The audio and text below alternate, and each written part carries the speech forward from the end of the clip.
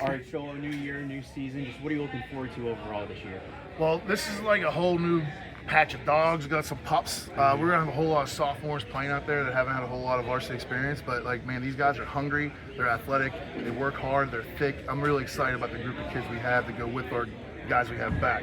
Borgo looks primed, ready to go for a big year. I'm excited. Now, last year you guys had a couple of tough losses. You were left out of the playoffs. That Char Valley game was kind of the dagger in that one. Just how have you thought about that game coming into this year? Make sure that games like that don't happen this year. Well, I mean, here's the cool thing about it. Our non-conference schedule for 4A is Mars, Ringgold, and Central Valley, right? And these are probably going to be guys we're going to compete against for playoff spots, so that's what it's there for. I think they made a good decision to do some of these things so that they're not just making a decision based on whatever's and feels like we're going to play these teams that's going to be there. The simple thing is just execution. That's the main thing we look for out of our kids. Is like, can you execute the assignment that you're given, right? That's number one in ball, but we need effort and energy. Like, effort, energy, execution, those three things are what I look for rather than schematics. I got to put down on paper what these guys can do in theory, not what I know. And the only thing they can do is what I teach them. So if I can't teach them what I know, it doesn't matter what they know, it matters what I know. I got to teach it to them because it really only matters what they know. They're on the field playing. I'm just giving them help. Yeah, you mentioned a lot of those sophomores are going to be playing. You lost a lot of seniors last year. Just what are some names that you're looking for from that sophomore class and the underclassmen as a whole to step up? Just a bunch, man. Like, I don't want to single any of them out because they're having a good off season. But like guys that we've seen step up in the off season have been like Jake Kennedy, Deacon Seller, Jay Carroll's had a heck of an off season. Like, we just have guys that are ready to get out there and play, and they're hungry. So we just want to feed them a little bit with some plays and see what they can do. 6 home games this year for you guys compared to the 4 last year. Do you think that helps at all this year, having extra home games? I mean, it can't hurt. I like that we had the game first with Deer Lakes here. They had 5 games too. We both had 5 home games scheduled already. We chose to take the first year. They'll take the second year. It doesn't matter. I just want to see the stands full. People from both sides of the community's coming. It's going to be mayhem on middle. I'm so pumped for it. Yeah. What, from your perspective, you coach both teams. Just is that game going to mean more to you since you've been on both sides of that? I mean, it'll probably hit me more when we go there next year. But like, it means a lot to me because I want to play teams where our games matter, right? WPIAL in their infinite wisdom has us playing 6 non-conference games and 4 conference games, right? So what I want to do is play games that matter. And when you play a team, you can throw a rock to them. That matters. So I'm excited that we get to play them. I'm excited we get to play Mars. I'm excited we get to play Shaler. Those rivalry games are what high school sports is all about. I was hoping to get knocked on the schedule, but we get to go play Armstrong. We developed a little bit of thing with them too. And then the last game of the year, we got Franklin Regional and non-conference game. So we're just looking forward to get after it, play one game at a time, take it one day at a time, and we're going to have a whole lot of competition, so I'm excited to see these guys compete and see who comes out on top. How excited are you to have your quarterback back? Andrew, he got hurt last year, missed significant time. Now he's back. Just how does he look from your perspective? How do you think his recovery's going, and how excited are you to have him back? Oh, I'm super excited to have him back. You know what I mean? At the same time, though, like, I can't get too excited. The resume of quarterbacks getting hurt under me has not been great, and they don't make it to the game, so I'm not going to get too excited. But I'm happy for the kid. He's healthy. He looks great. He's about 6 foot, 190 pounds right now.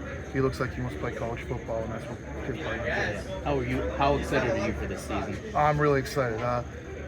When you have some new faces, you sort of get a refreshed energy.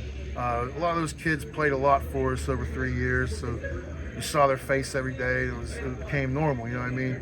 New faces, new places is really exciting. We talked to your whole entire starting offensive line, and you as a former NFL offensive lineman, what do you kind of emphasize to them on a day in and day out basis that other coaches may not?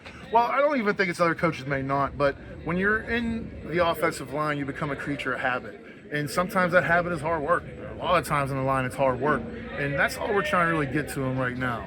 If you can get in a stance, align yourself properly, come off with great effort, and execute your assignment, we're going to have more positive plays than not. And that's what I'm excited about. I got 5 senior dudes that are ready to get after it up front, and a couple juniors to supplement them. I'm excited to see them go up front. What are you teaching these guys just about life in general outside of football? How to be strong leaders and good men? Yeah, I mean, football is hard. Life is harder.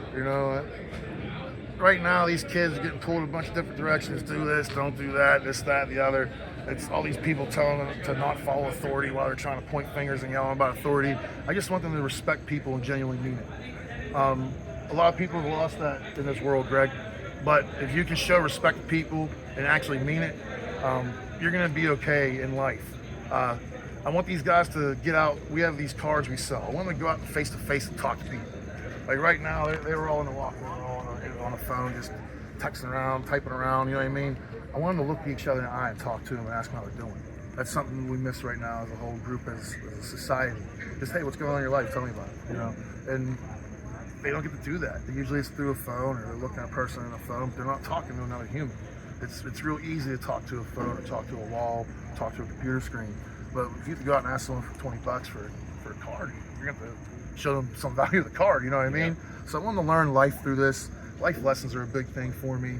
Football really taught me how to live in a society. I look at these guys right now. They're all walking up to the weight room or the lunchroom as a group, right?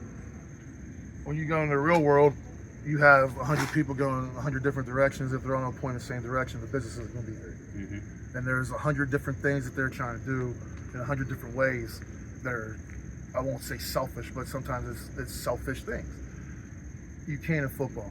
You got to have a good 11 guys out there at one time, one common goal, point in the same direction, all executing their assignment at once. It's the hardest game to play. In hoops, you can get one guy that's more dominant than everybody, and you'd be pretty good, right? It helps you get twins. Shout out to the Luther boys, you know? Helps when you get twins. Those guys going to Hall of Fame this year, but like, that's what I mean. Football, you need a lot of guys. You probably need around 24, 25 guys that can play varsity reps in order to make the playoffs and to whip you. If you don't have 20 or 24 of them, it's going to be tough in 4A. So that's what we're looking for. We're looking for as many guys to get out there and rep for us on Friday night. You got to coach. You got to play under Hall of Fame, future Hall of Famer Andy Reid and Hall of Fame coach Tony Dungy. Yeah. What's one thing you learned from one of those guys that you bring to your coaching ability today? Well, you know, it's the life lesson stuff, and a lot of that stuff we learned from Coach Tony Dungy. Just simple things, and right now it's hard to tell them about it, but you see people online talking about it still, and Tony Dungy had those things that you can't do, right? And it's usually staying out past 12 a.m., people you don't know, speeding in the car with dumb things, right? And while it sounds so stupid and cheesy to say, it really means it. Like, if you're not out at midnight doing these things, you're not going to be getting in trouble and getting arrested after midnight, right? You're going to be at home. You're not going to be getting arrested. So, like, just simple things that sometimes you overlook when you're trying to reach your life goal, right? Like, sometimes you get into that meeting room in the pros and you think you've arrived. You know, I thought that, and I didn't. You just got a chance when you get there, right? It's how you work and how you stick with it and how you continue to work every single day. I played in college with 2 first-round quarterbacks at a MAC school, Chad Pennington, Byron Leftwich.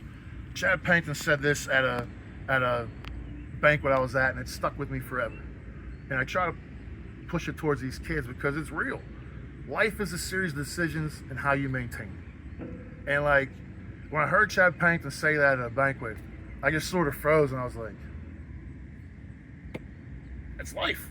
Like, when you're a kid, right, you make a choice. I'm going to wake up and work hard at school, or I'm going to wake up and not do drugs. I'm going to wake up and not drink. And life is how you maintain a decision. And then if you make the other choice of it, how do you change, right? And if you maintain that decision. So when I thought about it and processed it in my brain a lot, I was like, oh, wow, it's a pretty powerful quote. So I use it with the kids all the time. If they understand it and get it, that's what I hope for. If they don't, I hope they come to me and ask me because I can help them out. All right. I think that's it. That's it. It was great.